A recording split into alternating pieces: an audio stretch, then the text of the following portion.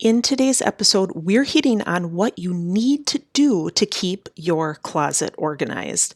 This is what most people don't do and what most professional organizers cannot do for you.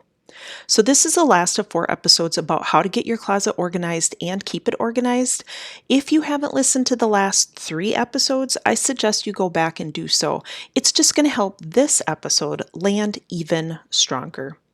I'm your host, Tammy. Welcome to the Home Organizing for Beginners podcast. In this podcast, you'll get tangible and simple instructions about home organizing, cleaning, and time management. Instructions that keep you, your family, and your current season of life at the core so that you can finally feel like you have it all under control. Okay. So, have you ever organized your closet before or tried to?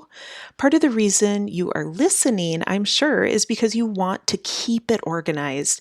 You realize that if you can't keep it organized, your work really is for absolutely nothing, right? And that causes a lot of frustration within you, and it causes extra time. And these are all just things that you don't need as a busy mom.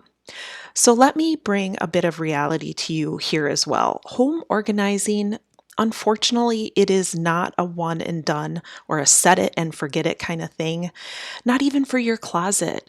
So you may be the only one going in and out of your side of the closet, but life gets busy, things get hectic, a kid gets sick, there's puke on the floor, whatever the case may be, and in the heat of the moment, you're setting something, or seasons of life change. Maybe you're having another baby and your clothing size is changing.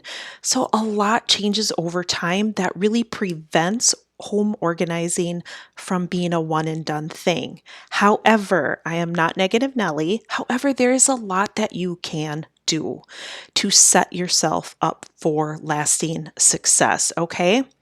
So, this is where it's important to understand the foundations of home organizing. When you are solid on how to sort all of the things and how to organize them in a way that works for you, and putting the measures in place to keep everyone on the same page, you are able to easily shift your organizing through each new season of life. The point is to set things in order and maintain them in a way that works for you, your family, and again through each season of life.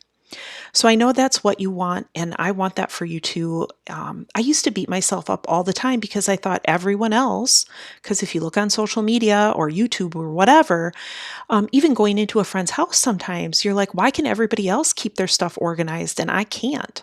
But I learned over time that what people are showing you isn't always reality, and I want to be real here with you, right? So we always have to tuck that in the back of our minds that what we see isn't always what is real. All right. Does that make sense?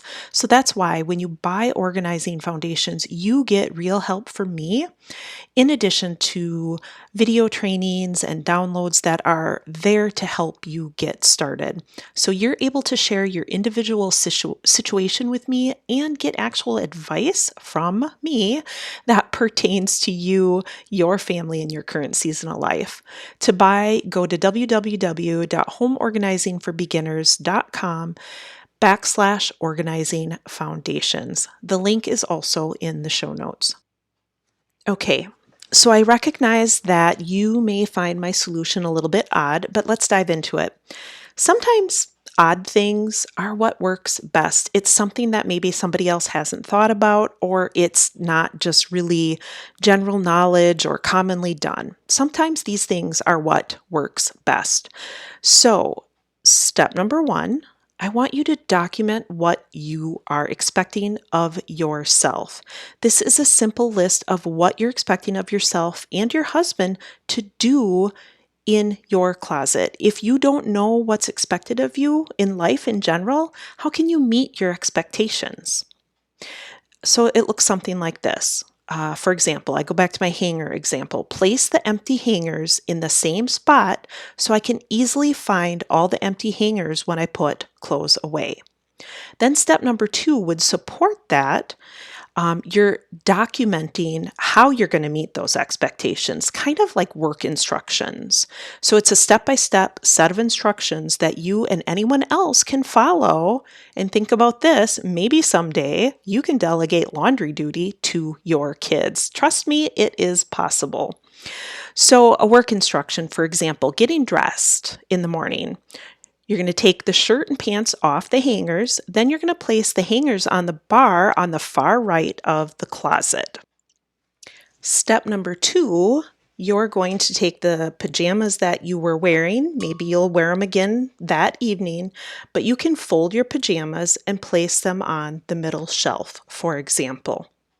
So this may not feel easy or logical to you right now, but that's where I come in to help. My career taught me how to set expectations and write work instructions in such a way that I could manage millions of dollars worth of inventory with tons of staff and things like that. Let me help you through the Organizing Foundations course. I hope I get the chance to meet you. Go to www.homeorganizingforbeginners.com/organizing foundations. The link is also in the show notes. So that's what I have for you today. I hope this episode helps you work towards the peaceful home that you desire, and I pray that you feel seen, heard, cared for, and loved. I will see you here next week.